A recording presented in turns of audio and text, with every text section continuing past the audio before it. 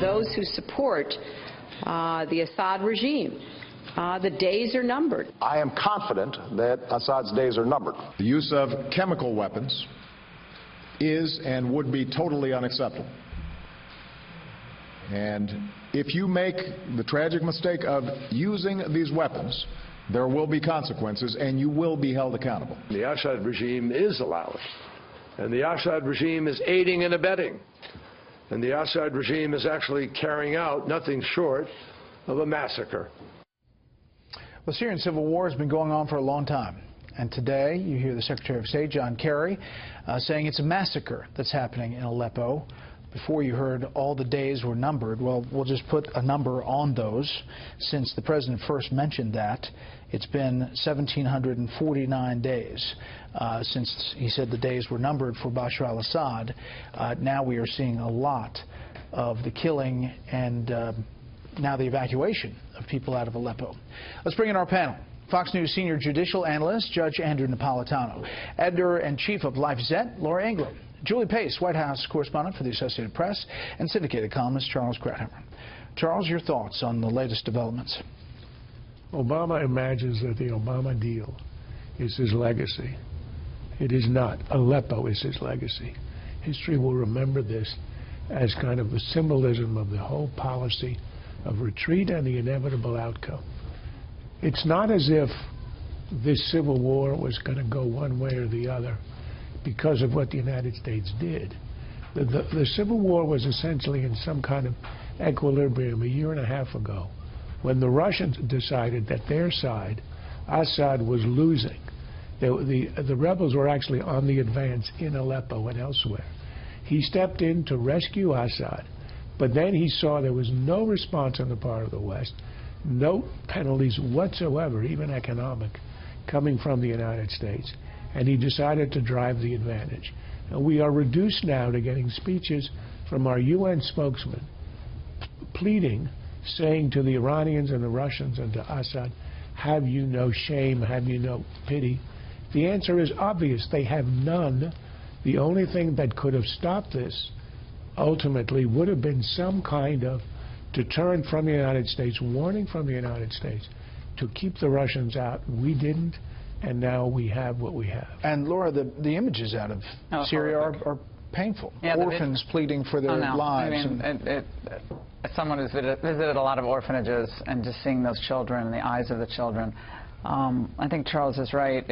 It will go down as, without a doubt, I think one of the biggest humanitarian crises, war crimes obviously committed en masse in Syria.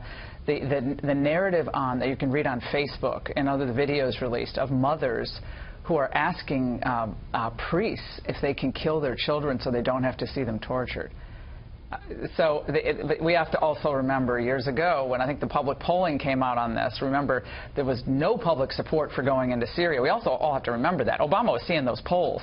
And I think it's also hard because after Iraq, the nation was incredibly war-weary. We'd lost thousands of men, more than $1 trillion, and the public just was like, what are we going to gain here? So that was the sentiment, but this is the outcome of what's happened. Julie, how much of this and the situation we're in with Syria was about the Obama administration and the president concerned about the Iran deal, concerned that he didn't want to do something that upset Iran, and thereby didn't do anything. And by not doing anything, he was doing something. I think that now, 5 years later, you can look at some of these pieces and maybe draw those conclusions. But I actually think in real time, if you go back to, I remember this very well, that weekend when he took the walk around the South Lawn with Dennis McDonough and decided to pull back on airstrikes. I really believe that that was more about what Laura was talking about, a country that was war-weary, a president who had won 2 elections at that point on promises of withdrawing the United States from the Middle East. I think this was more about him trying to maintain that piece of his legacy. But Charles is exactly right. This whole dynamic changed when the Russians went into Syria to actively protect Assad. The idea that we are here now trying to negotiate with the Russians is something that didn't have to happen if we had been involved more actively earlier. Judge, here's the Washington Post, the editorial board. Aleppo represents a meltdown of the West's moral and political will, and in particular a collapse of U.S. leadership by refusing refusing to intervene against Assad's regime's atrocities or even to enforce the red line he, President Obama, declared on the use of chemical weapons. President Obama created a vacuum that was filled by Vladimir Putin and Iran's Revolutionary Guard. As recently as October, Mr. Obama set aside options drawn up by his advisors to save Aleppo. Instead, he supported the delusional diplomacy of Secretary of State John F. Kerry, whose endless appeals to Moscow for ceasefires yielded, as Mr. Putin no doubt intended, nothing more than a humiliating display of American weakness. This is the vacuum in which a President Trump steps into on Syria. Yes,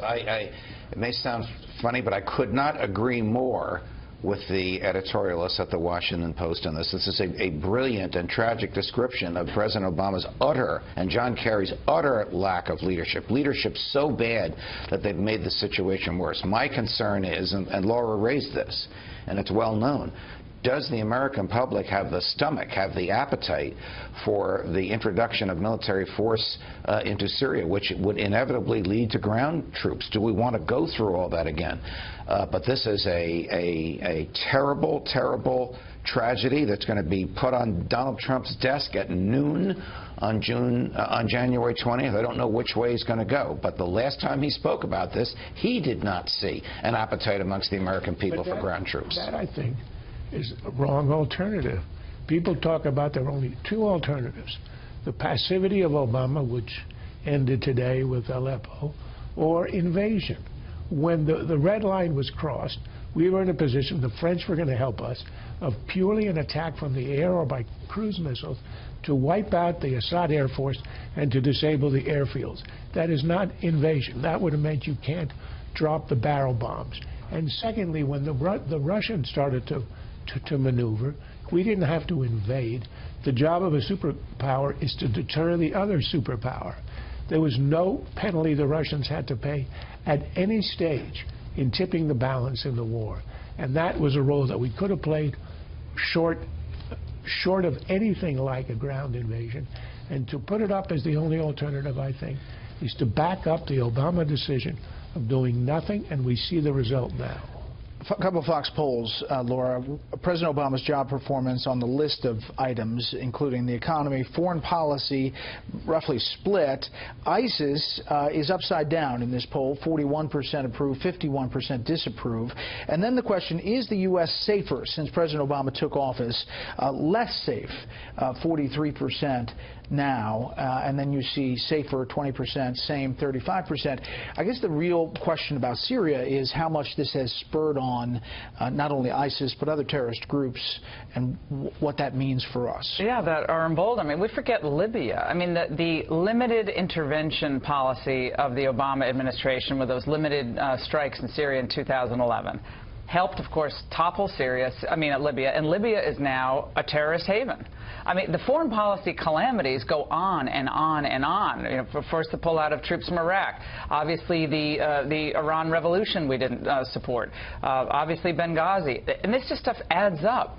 And so now the public is, with the benefit of hindsight, saying, gosh, what is our standing in the world? What was our foreign policy, and what is America today? And that is the mood. Andy's right. The mood that the country was in when they elected Trump. Trump is not like rah rah, let's go intervene. He wants a more pragmatic foreign policy that understands the limits of our money, what we have to spend, and the public's will to fight. We still have to have a public who backs up the wars that we're in, and we have to keep the public with the war effort. And I think Bush obviously lost the public in the second Bush term. We don't really know, though, what the Trump foreign policy will be. We don't. He has talked at times about putting in troops and taking them out quickly, not having long-term commitments overseas, but he inherits this in, I think, about 5 weeks, and he is going to be inheriting a situation in Syria that is much more complicated than it was when Obama made the decision on the red line. I just don't see him doing militarily the opposite of what he promised the American public to do, though I sympathize very much emotionally and morally with Charles's argument.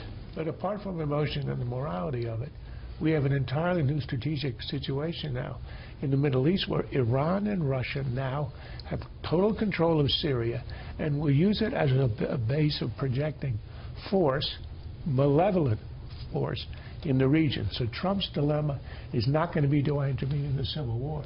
It's essentially over, and the bad guys have won.